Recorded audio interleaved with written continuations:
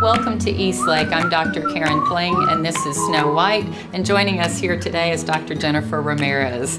Welcome to the practice. Thanks for having me. Well, certainly, and we're especially excited to have you here because in addition to your background as a general practice veterinarian, today you actually work in industry as a technical services veterinarian. Is that right? Yes, that's correct. Well, great. And we work with veterinarians like Dr. Ramirez that advise us and counsel us on products available to help pets. And today we're talking about vaccinations for cats. And this is Snow White here, and she's actually coming due for her annual exam. And so what kind of vaccines would Snow White need to make sure that she was fully protected? Snow White would need a whole little series of vaccines to keep her protected. So the first vaccine that I would recommend for Snow White is the FVR-CP vaccine. And for the pet owners out there, what does the FVR part stand for? Yeah, it can get confusing. Lots of letters. FVR is actually feline viral rhinotracheitis, which is a long medical word for feline herpes. Okay, and when a cat has that condition, what kind of symptoms would pet owners expect to see with their cat?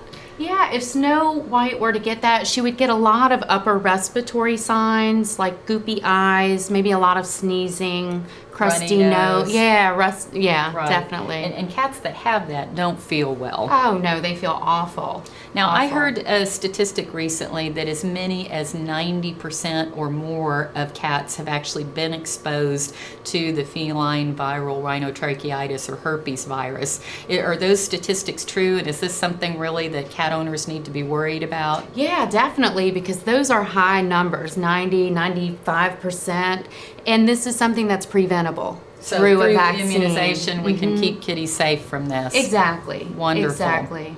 So that's the FVR, and then we have the C and the P. And Yes. so what does the C stand for in that series of letters? Yeah, so the C stands for Calicivirus, which maybe not a lot of cat owners have heard about, but it's just as dangerous to the cat as FVR. And so more respiratory type More symptoms? respiratory, yeah. And even more so with the Calicivirus, that's a little different than the FVR, is these cats can get terrible, terrible ulcers in their mouths. Right. Very painful. Painful oral ulcers, swollen, runny eyes, Again, and yeah, nose with this yeah. condition too. Exactly. So, yeah, very painful, so much better to prevent. Right. Definitely. Right. Now, going down our list here, Panleukopenia. Tell me about that one. Another big word. Yes. Feline panleukopenia, if you just look at the derivation of the word, it's just low white count.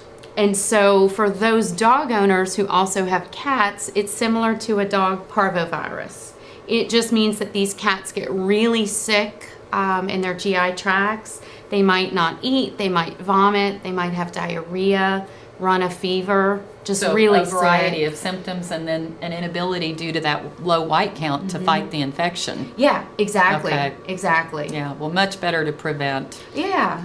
And yeah. then leukemia virus is on our list as well. How worried do pet owners need to be about leukemia? They really need to be worried about it. And how is this transmitted cat to cat? It's transmitted cat to cat by biting, even sharing the same bowls, scratches, a variety of ways. So even if your cat you feel is mostly indoors, if they're outside just to be on the patio, they're at risk. Well, and I worry about nice days like we're having today, even transmission through screens on open windows, things Yeah, like that. exactly. And then, of course, you know, if goodness knows your pet does have to be hospitalized for something, just even casual contact between cats coming to and from the veterinary clinic could be a worry as well. Exactly. And it's good that you bring that up because a lot of pet owners or cat owners in general think that they're protected because they're inside 99% of the time.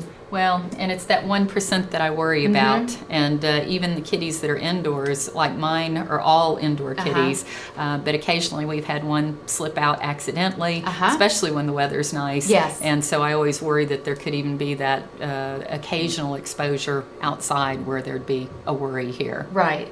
Right. And then when we talk about other worries, rabies is definitely a worry, and that's an important disease to protect our cats against because it's a zoonotic disease. Let's talk about that a little bit more. Yeah, so zoonotic, it just means that the cat can transmit it to the human. And so definitely it makes it that much more important to keep your cat vaccinated for rabies. Well, and I know in the Dallas area, probably some of the most common types of rabies we have seen have either involved bats or cats. And so fortunately not as many recent cases, but still a worry. And because there's no cure for rabies, vaccination and prevention is absolutely key and to protect families as well as cats. Exactly. And I think you said the key word is prevention. These are all preventable. Absolutely. So do the best for your kitty cat, and if your cat has not seen the veterinarian within the last year, make sure to set up your annual checkup appointment to make sure that your kitty cat is protected from these very preventable diseases.